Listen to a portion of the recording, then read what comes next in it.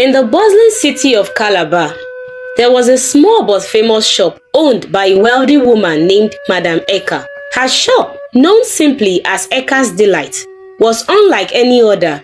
Every day, it was filled with luxurious cars and wealthy customers who came from far and wide just to taste her fried meat and palm wine. The air around the shop was always lively with laughter, and the aroma of her cooking was so tempting that people often stopped in their tracks just to take a deep breath. What made Madame Eka's shop even more mysterious was that she sold only two items: fried meat and palm wine. Yet, despite the simplicity of her menu, her prices were extraordinarily high, far beyond what any regular food vendor could charge. Strangely, people didn't mind. In fact, they were willing to save their money all week just to buy from her. Many said her meat was the best they had ever tasted, so tender and flavorful that once you had it, no other meat could compare. Her success didn't go unnoticed. Other food sellers in the city, including suya vendors and restaurants, grew envious and suspicious. Their customers dwindled, and many began to complain that they couldn't compete. What makes her meat so special? They wondered aloud. Some said it was just good cooking, while others whispered rumors that there was something unnatural about her success. But no one could prove anything. At the same time, a disturbing pattern had begun to emerge in Calabar.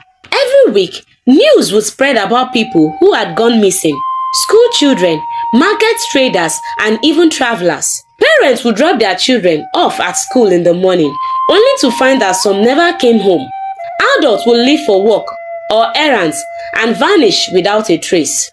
What was most puzzling was that there were no ransom demands or signs of struggle.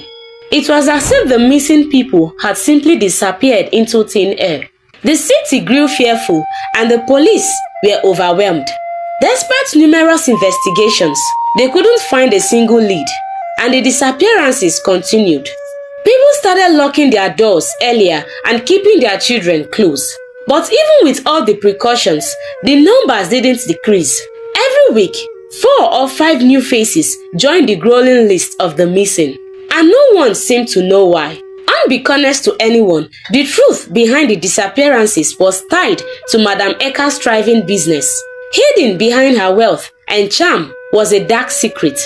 The meat she sold to her customers wasn't from cows, goats, or chickens, as everyone believed. It was human flesh, bought from a network of criminals who kidnapped unsuspecting victims and delivered them to her in the dead of night. This was the source of her special flavor, and it was the reason why her food was so irresistible. Every evening, after the last customer left her shop, Madame Eka would prepare for her gruesome deliveries. In her hidden storeroom, she would inspect the fresh supplies brought to her by her accomplice. She would pay them handsomely for their work, ensuring their loyalty and silence. Then, with a chilling calmness, she would process the meat, seasoning it with a blend of spices that masks its true origin. By morning, the meat would be ready for her eager customers who had no idea what they were eating. As weeks turned into months, Madame Eka's shop grew more popular, her wealth increased, and she became one of the most influential women in the city. She donated to charities, attended high-profile events, and was even praised for her entrepreneurial spirit. But the other food vendors in Calabar couldn't shake their unease. Some claimed to have seen shadow figures entering her shop late at night, while others reported hearing strange sounds coming from the back of her building. One day, Musa's young errand boy Kelechi approached him with an idea. "Oga, why don't we go and ask Madame Eka to teach us how she makes her meat so sweet? If we can learn, maybe our customers will come back," Kelechi suggested. Musa hesitated, knowing Madame Eka's reputation for being secretive, but his desperation to save his business made him agree. Together, they walked to Madame Eka's shop, waiting until a rush of customers had thinned out before making their request. When Kelechi asked Madame Eka about her frying method, her cheerful demeanor quickly vanished. Her smile turned into a scowl, and her voice grew sharp. "How dare you come here and ask for my secret? Do you think I work this hard to share my success with fools like you? She snapped. Kelechi tried to explain that he only wanted to learn, but she cut him off. Get out of my shop and don't ever come back, she yelled, chasing them away like thieves. As they walked back to Musa's store, Kelechi couldn't shake off how defensive and angry Madam Eka had been. Oga, why would someone refuse to share a small tip about frying meat? And why does she have so many security men around her shop? She's just selling meat and palm wine, not gold, Kelechi said, his voice filled with suspicion. Musa, now equally puzzled, replied, You are right, Kelechi. Something doesn't feel right. And have you noticed that no one has ever seen her buy meat from the market like the rest of us? The questions gnawed at their minds, and Musa and Kelechi decided to keep a closer eye on Madam Eka. They wanted to understand the mystery behind her success. A few days later, Kelechi came up with a risky plan. Oga, I will sneak into her shop through the back door at night and see what she is doing. If she has nothing to hide, then we will know. But if there is something suspicious, I will record it with my phone, he suggested. Musa was hesitant, fearing for Kelechi's safety, but the young boy was determined. Late one evening, when Madam Eka's shop had closed, Kelechi carefully removed his slippers and tiptoed to the back entrance. His heart pounded as he pushed the door slightly open and slipped inside. The storeroom was dimly lit, and the air was heavy with strange metallic smell. Kelechi hid behind a pile of empty crates, clutching his phone tightly. Moments later, he heard voices. It was Madam Eka and a man who seemed to be her supplier. I need more meat, Madam Eka said in a hushed but firm tone. My customers are too many now, and they are demanding more. I can't afford to run out, the man replied with frustration. Madam, it's getting harder to kidnap people. Parents are keeping their children close, and adults are more careful. We need time. Kelechi's stomach churned as he realized what they were talking about. The meat wasn't from animals, it was human flesh. Kelechi's hands trembled as he recorded the conversation, but in his nervous state, he accidentally stepped on a loosened wooden plank. The loud creak echoed through the room, and Madam Eka froze. Who is there? She barked, her eyes scanning the storeroom. Kelechi tried to stay hidden, but one of her guards spotted him. It's a boy, the guard shouted, grabbing Kelechi by the arm and dragging him into the light. Madam Eka's face twisted with anger as she looked at Kelechi. What are you doing here? She demanded. Thinking quickly, Kelechi stammered, I lost my ball and it rolled in here. I just came to get it. But when she searched the room and found no ball, her suspicion deepened. Liar! You were sent to spy on me, weren't you? She hissed. Turning to her guards, she ordered, Kill him! We can't let him leave here alive. Kelechi's heart raised as the guards grabbed him. As they dragged him towards the back of the shop, he screamed for mercy, hoping someone nearby would hear him. Musa paced back and forth at his suya store, worry etched all over his face. It had been over 4 hours since Kelechi had gone to Madam Eka's shop, and there was still no sign of him. Musa had promised to keep an eye on Kelechi from a distance, but as the minutes turned into hours, he began to fear the worst. His instincts told him something was wrong, and he could shake the uneasy feeling in his chest. As Musa peered across the dimly lit street towards Madam Eka's shop, he suddenly noticed 2 men dragging a limp figure towards a black jeep parked behind the shop. The figure was small and looked like a child. Squinting in the poor light, Musa's heart skipped a beat. The child was wearing a shirt that looked exactly like the one Kelechi had been wearing earlier that day. Panic surged through him as the realization hit him. Kelechi had been caught. Without wasting a moment, Musa reached for his phone and called his friend, Officer Danjuma, a police officer who often bought suya from his store. Musa quickly explained what had happened, how Kelechi had gone to spy on Madam Eka's shop and hadn't returned, and how he had just seen 2 men dragging what he believed to be Kelechi into a car.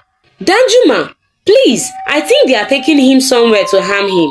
You need to help, Musa pleaded with his voice shaking. Officer Danjuma responded, immediately instructing Musa to keep his distance but follow the jeep and let him know where it was heading. Don't lose sight of them. Musa, be careful. We'll meet you on the way, Danjuma said before hanging up. Musa swallowed his fear, jumped on his old bicycle, and began trailing the jeep from a safe distance, praying that he wouldn't be noticed. Meanwhile, inside the jeep, Kelechi lay unconscious, his small frame slumped across the back seat. Madam Eka's men had drugged him to keep him from resting. They spoke in low voices, discussing their plans. We'll take him to the slaughterhouse, one of them said. Madam said she doesn't want any trouble. We will handle this quickly and deliver the meat as usual. The other man nodded, adding, the boy would be no different from the others. By morning, he would just be another delivery. Their laughter filled the car as they drove through the dark, empty streets. Musa paddled as fast as he could, his eyes fixed on the tail lights of the jeep. His heart raced with fear and anger, but he couldn't let himself think of the worst. Hold on, Kelechi, he muttered under his breath. Just hold on. As he followed them, he relayed every turn and turned to Officer Danjuma, who was gathering a team to intercept the vehicle. The jeep eventually pulled into a secluded area at the edge of the city, where an old run-down warehouse stood surrounded by tall weeds and rusting metal scraps. Musa stopped at a distance, hiding behind some bushes as he watched the men drag Kelechi's unconscious body out of the car and into the building. He could barely contain his panic, but knew he had to wait for the police. Please hurry up, Danjuma, he whispered to himself, clutching his phone tightly. Inside the warehouse, Madam Eka's men prepared the grim task ahead. The slaughterhouse was a chilling sight, with blood-stained tables, sharp knives, and large freezers used to store their gruesome meat. They placed Kelechi on the table, his limp body unmoving, and began sharpening their tools. We'll make this quick, one of them said. Madam doesn't like delays. Just as the men prepared to carry out their horrific plan, Musa spotted the flashing lights of police vehicles approaching in the distance. Relief washed over him as Officer Danjuma and his team arrived. They moved swiftly, surrounding the warehouse and cutting any possible escape routes. With their guns drawn, the officers stormed the building, shouting commands. Drop your weapons and put your hands up. Danjuma's voice boomed through the warehouse. Caught off guard, Madam Eka's men panicked and tried to flee, but there was nowhere to go. The police apprehended them and secured the building, finding Kelechi still unconscious on the table. Musa rushed inside, tears streaming down his face as he saw the boy. Kelechi, wake up, he cried. Shaking him gently, an officer assured Musa that Kelechi was alive and would be fine once the drugs wore off. As the police searched the warehouse, they uncovered horrifying evidence of Madam Eka's operation, human remains, tools, and records of previous deliveries. It was clear that this was where all the missing people had ended up. Danjuma was furious as he surveyed the scene. This was worse than we imagined, he said, vowing to bring Madam Eka to justice. Musa, though shaken, felt a surge of determination. Kelechi had risked his life to uncover the truth, and now the world needed to know about the evil that had been hiding in plain sight. We can't let them get away with this, Musa said, his voice firm. Madam Eka and everyone involved must pay for what they have done. As Kelechi slowly regained consciousness, he looked at Musa with tired eyes. Oga, we did it, he whispered weakly. And with those words, the fight for justice began. The air in the city was tense the night Kelechi was rushed to the hospital. Officer Danjuma, furious over what had been uncovered at the warehouse, wasted no time ordering his team to storm Madam Eka's shop. The once glorious building, known for its endless stream of luxury cars, wealthy clients, now stood dark and silent. The police moved swiftly, breaking down the door and catching Madam Eka and her remaining men completely off guard. Inside the shop, they found chilling evidence: pockets of frozen meat with suspicious labels, stacks of money from wealthy patrons, and a hidden ledger detail: special deliveries that matched the timelines of several missing persons reports.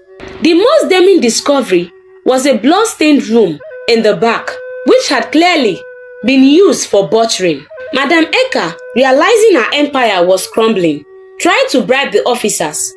"I can give you anything you want. Money, anything," she pleaded desperately. But the officers only looked at her with disgust. "You will face the full weight of the law," one of them said sternly. By the time dawn broke, news of Madam Eka's arrest had spread like wildfire. Crowds gathered outside the police station, hoping to catch a glimpse of the infamous meat seller. Parents who had lost children and relatives of missing persons wailed in anguish, realizing the fate of their loved ones.